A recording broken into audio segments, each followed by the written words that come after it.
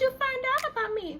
And they're like, oh, I was at church, sweetie, and my one of the little youngins' lashes was popping. And I was like, okay.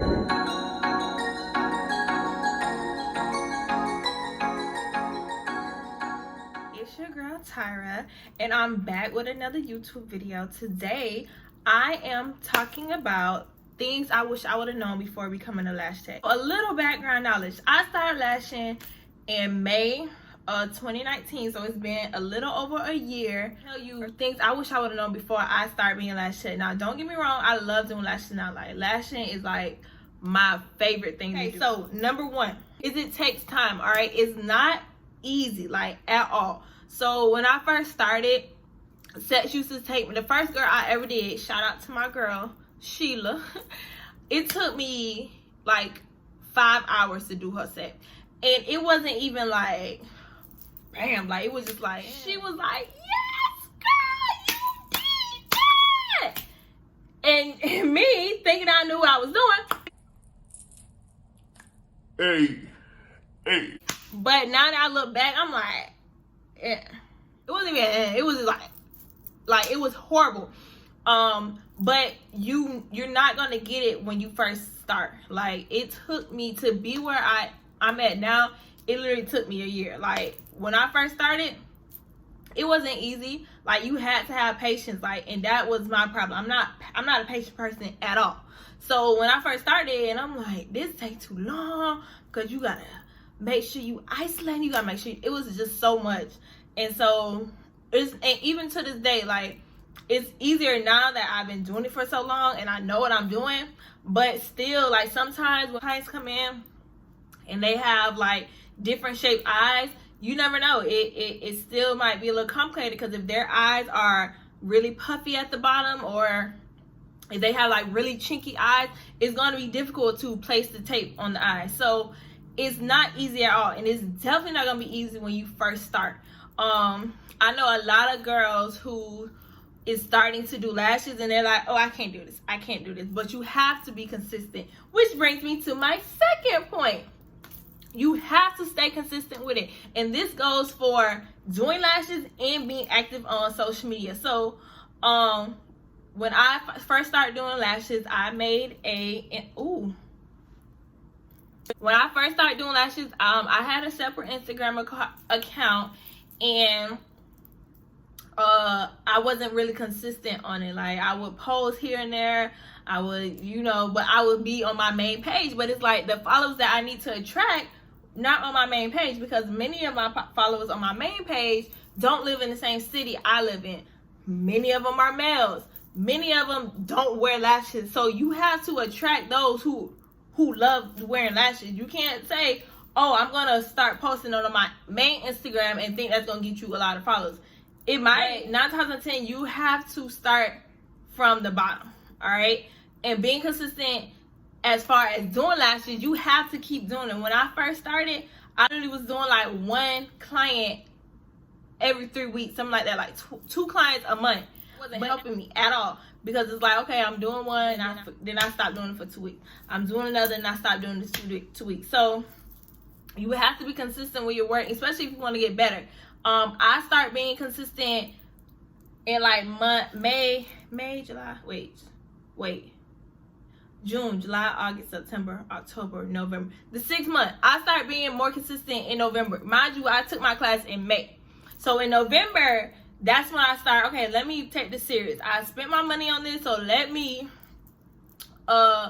be more consistent. To my third, is deeper than just lashing, all right? So what I mean by that, when you do a classic set, you do not use the same tweezers when you do a volume set. When you do a classic set, you don't use the same size lashes when you do a volume set. So it's deeper than just, oh, I'm finna put some lashes on her.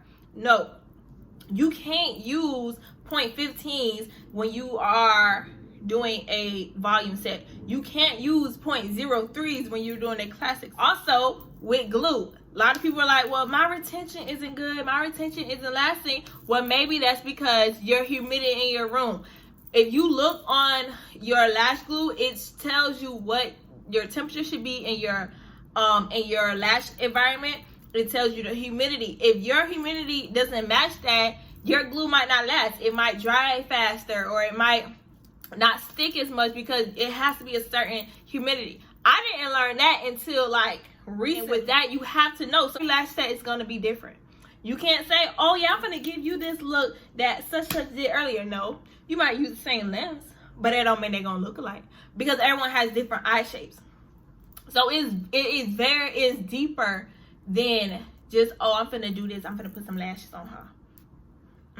And then my next point, cost of running a business. All right, so everyone, this one's so funny because it's like everyone's like, oh, I want to get into lashing. The class is $800 and that's it. No, baby, you're gonna earn that money back, but then you have to put in your business what you want out of it. So if you are a person like me, I'm stuck, okay? I will spend money, but that's just because I know I make it back. You have to buy supplies. You have to buy glue. Y'all, glue, you have to buy glue like every 4 weeks. I buy glue like so much. And it adds up. Like, this stuff adds up. LLCs, if you want your LLC, that costs money too. You need to find wholesale stores, all right? Wholesale stores, because they buy stuff in bulk for cheaper. Just like Sam's Club, right?